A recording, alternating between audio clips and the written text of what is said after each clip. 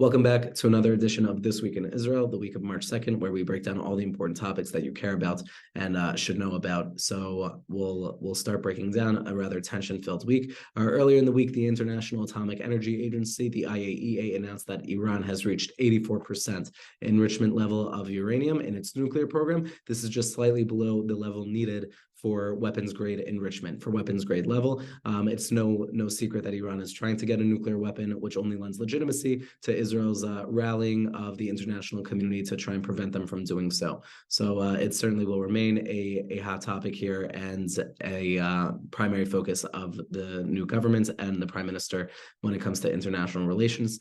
Now getting into the tension that exists within our borders, what started as an operation in Nablus in Judea and Samaria, what the world calls the West Bank, hundreds of Israeli soldiers and operators killed 10 Palestinian terrorists and left over 100 wounded, which led all terror factions to make a call to arms to their followers that they should actively take measures against Israel. Israel, in response, called up reserve units and prepared for also an altercation with the Gaza Strip. Certain rockets were fired initially, and Israel responded with airstrikes against Hamas, a Hamas military compound which housed naval weaponry and a weapons manufacturing site. Unfortunately, that call to arms did result in multiple terror attacks, one of which killed two brothers, Hillel and Yagel Yaniv, and another just a couple days ago killed Ilan Galanis, who was a former Chayal Boded, a lone soldier here, and a dear friend to those in the American community.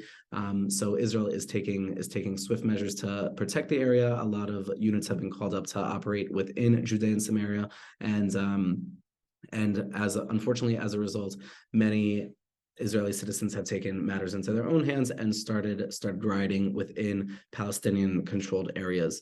So, which has led to considerable violence and damage to property. Israeli police forces have been called up as well to tame the riots going on. And the prime minister has put out a statement urging all of Israeli citizens to leave these matters to law enforcement officials and army units. So that's what's happening in Judea and Samaria.